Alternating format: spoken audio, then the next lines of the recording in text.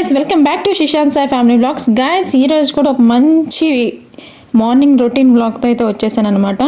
So guys ఈరోజు నా day అయితే సింపుల్ అండ్ స్వీట్గా అయిపోయింది.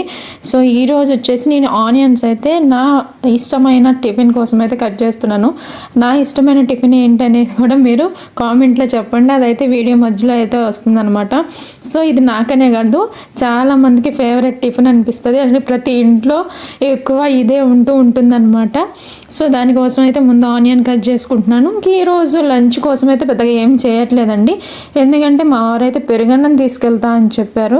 కర్రీ అయితే ఏమి వద్దన్నారు, అందుకని చెప్పేసి ఇంకా ఊరికే ప్లెయిన్ పెరుగన్నం ఏం తింటారని కొంచెం దద్దోజనం లాగా అయితే చేశాను అనమాట.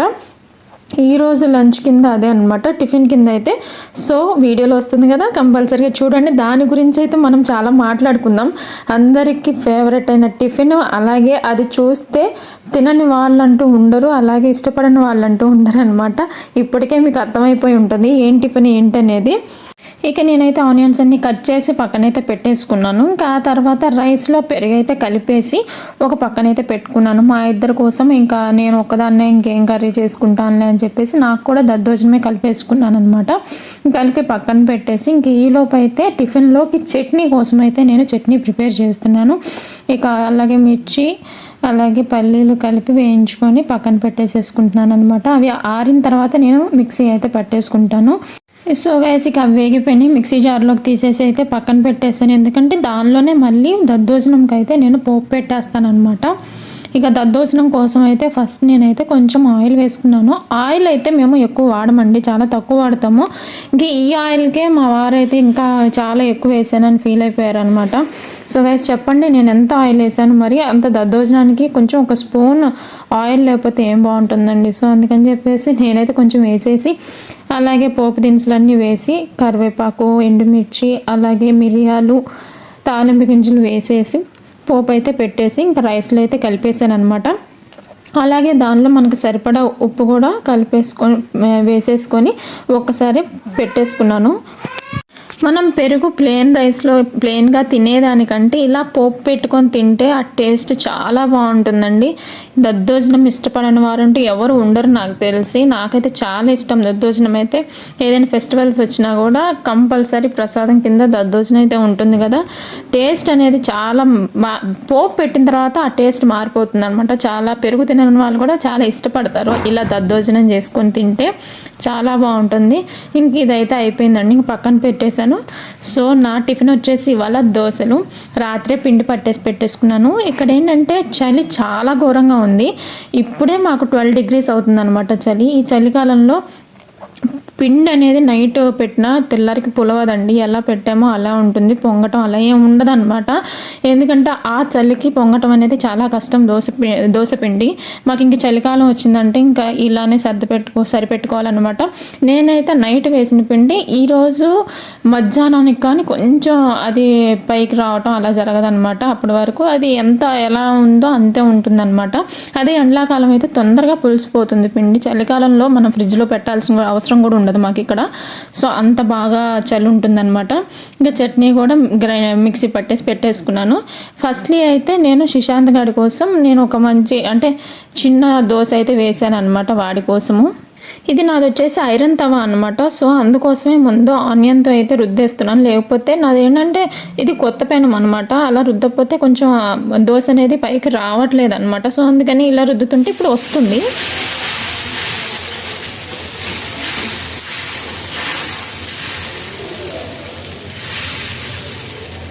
గాయస్ ఆ సౌండ్ విన్నారా? ఈ దోశ సిజిలింగ్ సౌండ్కే మార్నింగ్ వైబ్ అనేది స్టార్ట్ అయిపోతుంది. స్మెల్తోనే ఇంట్లో అందరికీ టిఫిన్ మూడ్ అయితే వచ్చేస్తుంది అనమాట. ఇక దోశ ప్యాన్ మీద స్ప్రెడ్ చేస్తున్నప్పుడు ఫీలింగ్ వేరే లెవెల్లో ఉంటుంది. పర్ఫెక్ట్ రౌండ్ షేప్ వస్తే ఓకే, సాటిస్ఫాక్షన్ ఉంటుంది. కానీ కొన్నిసార్లు ఓవెల్ షేపు, హార్ట్ షేపు, ఇంక ఇండియా మ్యాప్ షేప్లో వస్తూ ఉంటాయి అనమాట. కానీ దోశ అనేది ఏ షేప్లో ఉన్నా నచ్చేస్తుంది. మీకు ఎలాంటి షేప్లో రౌండ్గానే వస్తుంది, అలాగే ఇలా డిఫరెంట్ షేప్స్లో వస్తాయి కూడా కామెంట్ చేయండి. ఇంకా నా దోశ అయితే ఫస్ట్ దోశ ఆనియన్ దోశ మంచిగా వచ్చేసింది, నేను అనుకున్నట్టు వచ్చేసింది అనమాట. సో నేనైతే సాటిస్ఫై అయిపోయాను. ప్యాన్ మీద అయితే నాకు స్టార్టింగ్లో అసలు దోశలే వచ్చేవి కాదనమాట. నేను చూశాను, చాలా ట్రై చేశాను, మొత్తం అవి ఇవి చేసి చాలా క్లీన్ చేసిన తర్వాత కూడా సరిగా ఎంత ఆయిల్ వేసి ఆనియన్ వేసి రుద్దినా కూడా నాకు సరిగా వచ్చేది కాదనమాట దోశ. నేను చూసింది విన్నది ఏంటంటే ఈ ఐరన్ దోశలు వాడంగా చాలా షైన్ అవుతాయి, అలాగే చాలా బాగా వస్తుంది దోశ అని. ఇప్పటికి నేను కొని 6 months అలా అవుతుందన్నమాట. సో ఇప్పుడైతే పర్ఫెక్ట్గా వస్తున్నాయి దోశలు అనేవి. నేను దోశ వేసేటప్పుడు అయితే ఆల్వేస్ కామ్గా ఉంటాను. అంటే ఏంటంటే ఒక చిన్న రిలాక్సేషన్ టైం అనేది ఫీల్ అవుతుంది అనమాట నాకైతే. ఆ సిజల్, ఆ స్మెల్, స్ట్రెస్ అన్నీ పోతాయి అనమాట. దోశ వేసేటప్పుడు ఆ ఫీల్ మామూలుగా ఉండదన్నమాట. మనకి ఆ అరోమా వస్తుంది కదా, ఆ అరోమా వచ్చినప్పుడు ఆ స్మెల్ చాలా బాగుంటుంది. దోశ స్మెల్ అనేది మనకి 365 daysలో బోర్ కొట్టని టిఫిన్ ఏదైనా ఉందంటే నాకైతే దోశ అనమాట. మీలో ఎంతమందికి ఈ ఫేవరెట్ టిఫిన్ దోశ అనేది కామెంట్ చేయండి.